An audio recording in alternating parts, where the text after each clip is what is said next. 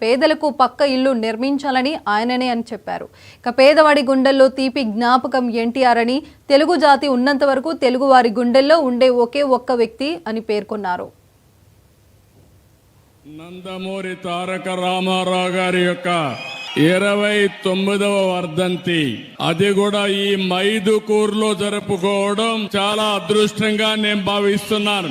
ఒక మహానాయకుడు, ప్రజానాయకుడు, తెలుగు జాతి చరిత్ర ఉన్నంత వరకు తెలుగు వారి గుండెల్లో ఉండే ఏకైక వ్యక్తి నందమూరి తారక రామారావు గారు. ఈ రోజు మనందరం చూస్తే తెలుగు జాతి కోసం పుట్టిన, అనుక్షణం తెలుగు జాతి ఆత్మ గౌరవం కోసం తప్పించిన ఏకైక నాయకుడు ఎన్టీఆర్.